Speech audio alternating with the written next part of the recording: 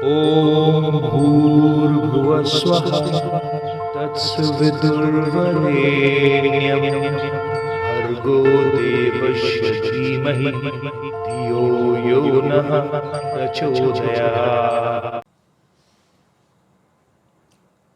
जय श्री राम मेरे सनातनी बंधुओं। आइए इस सनातन रूपी वृक्ष के जड़ों को सिंचित करें और इसे पुष्पित और पल्लवित करें और इसे इतना विराट और शक्तिशाली बना दें कि हमारे आने वाले वंशज अपने पूर्वजों पर गर्व कर सकें तथा विधर्मियों से अपनी रक्षा भी कर सकें। यह रामायण कोई धार्मिक ग्रंथ नहीं है, बल्कि ये हमारे पूर्वजों का गौरवशाली इतिहास है, जिसे हरेक सनातनी को अध्ययन करना चाहिए। खास करके युवाओं को भी इसकी जानकारी होनी चाहिए, क्योंकि पूरा विधर्मी समाज हमारे युवाओं को अपने धर्म और संस्कृति से काटने के लिए अथक प्रयास कर रहा है। पिछले अंक में हम लोगों ने अध्ययन किया कि अशोक वाटिका में सीता जी की सुरक्षा में जितनी भी राक्षसियाँ लगी हुई हैं, वो सीता को धमकी देते हुए समझाती हैं कि वो रावण की पत्नी बन जाए, और अगर वो इस 2 माह में रावण की पत्नी बनने का निर्णय नहीं लेती है तो वो उन्हें मार करके और अपना आहार बना लेंगी। इस प्रकार का धमकी सभी राक्षसियों के द्वारा दिया जाता है। सीता जी जब ये अस्वीकार करती हैं कि तुम चाहे मुझे जला दो या काट लो या मेरा भोजन बना लो, ये कदापि संभव नहीं होगा कि मैं रावण की भार्या बनूंगी। और इस प्रकार वो निर्णय करती हैं कि दुखी होकर के विलाप करती हैं और ये विचार करती हैं कि ऐसा प्रतीत होता है कि मैं इन राक्षसियों से घिरी हुई और 2 माह का समय मैं जीवित नहीं रह पाऊंगी, इसलिए वो इस प्रकार का निर्णय करती हैं कि मैं अपना प्राण त्याग दूंगी। इस अंक में हम लोग सुंदरकांड के 27वें, 28वें और 29वें सर्ग के बारे में अध्ययन करेंगे। जब सभी राक्षसियाँ जो है वो सीता जी को धमकी दे रही हैं कि वो रावण की पत्नी बन जाए, अन्यथा वो ये धमकी देती हैं कि वो सीता का शरीर टुकड़ों में काट करके और वो आपस में उसका वो भोजन बना करके और खा जाएंगी। इस प्रकार का जब धमकी देती हैं तो सीता जी जो है वो बहुत चिंतित होती हैं और विलाप करती हैं, और वो यह विचार करती हैं कि वो ये 2 माह का समय जो है वो उनके लिए ये विचार करती हैं कि जीवित रहना उनके लिए संभव प्रतीत नहीं होता है, और वो ये सोचती हैं कि मेरे द्वारा जो जितने भी धार्मिक कार्य किए गए हैं, जैसे अन्योपासना,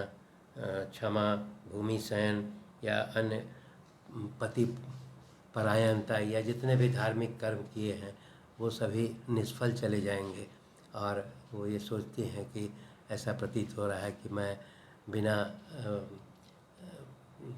श्री रामचंद्र जी से मुलाकात हुए और इन राक्षसों के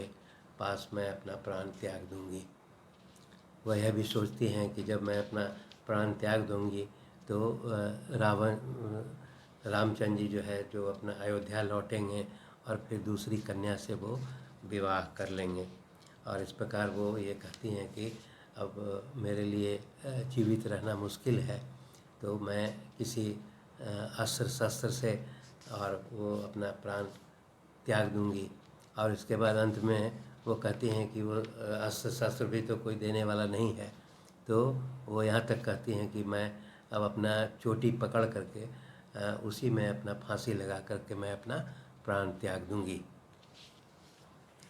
ये सब जब राक्षसी सीता जी को धमकी दे रही है और वो सीता जी मन ही मन अपने प्राण त्याग करने का विचार कर रही हैं। उस समय एक बूढ़ी राक्षसी वहाँ पर आती है जिसका नाम त्रिजटा है। वो त्रिजटा जो है सभी राक्षसियों का बात धमकी सुन करके उन्हें डांटती हैं। वो कहती हैं कि तुम जो है अब ये जनक की पुत्री सीता और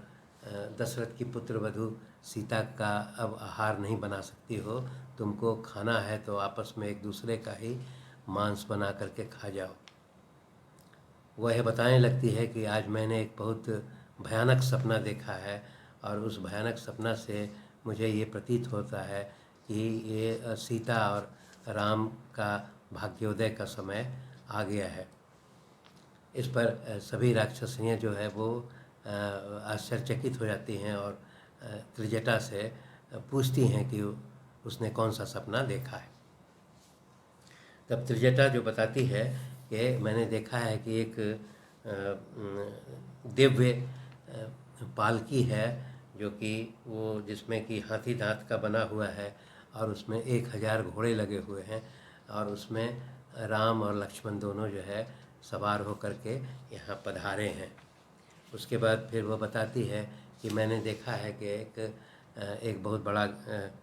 4 दांत वाला गजराज है, उस पर श्री राम और लक्ष्मण जो है बैठे हुए यहाँ पर आए हैं। फिर वह भी बताती है कि मैंने देखा कि एक पालकी है जिसमें 8 सफ़ेद बैल जूते हुए हैं, उसमें राम लक्ष्मण और सीता को भी मैंने बैठे हुए देखा है। यहाँ पर फिर और बताती है कि मैंने ये देखा कि श्री राम लक्ष्मण और सीता तीनों जो है वो पुष्पक विमान पर सवार होकर के और उत्तर दिशा की ओर प्रस्थान कर रहे हैं, ऐसा मैंने सपने में देखा। यहाँ पर एक चीज़ महत्वपूर्ण बात बताती है कि मैंने देखा कि सीता जी जो हैं इस बीच में वो आसमान में जा कर के और सूर्य और चंद्रमा को पोंछ रही हैं। तो यहाँ पर बताया गया है कि उस समय की मान्यता रही होगी कि अगर कोई स्त्री और पुरुष जो है वो सपने में सूर्य या चंद्रमा का वो पास पहुँच जाए और उसका दर्शन करे तो वो उसके भाग्योदय या वो एक बड़े राज्य की प्राप्ति का वो संदेश देता है। तो इस प्रकार का वो त्रिजटा उसको सपने के बारे में सभी को बताती है। इसके बाद वो बताती है कि मैंने रावण को भी सपने में देखा है और वो देखा है कि उसका सब सिर वगैरह मुड़ा हुआ है और वो लाल कपड़े में लाल कपड़ा पहने हुए है। और फिर वो ये बताती है कि वो एक गधा जूते हुए रथ में वो सवार है और आगे जा कर के फिर उस रथ से भी वो गिर जाता है सिर के बल, और जब वो रथ से गिरता है तो वो मलमूत्र का एक कीचड़ है उसमें गिर जाता है। वो इस प्रकार का सपना बताती है कि मैंने देखा है। और उसके बाद वो बताती है कि एक लाल कपड़े पहने हुई स्त्री जो है रावण को गर्दन से पकड़ करके और उसको फिर दक्षिण दिशा की ओर ले जा रही है।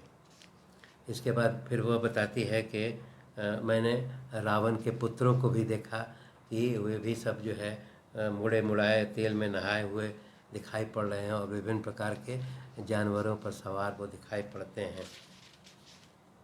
फिर वो बताती है कि मैंने यह भी सपने में देखा कि ये पूरा जो श्रीलंका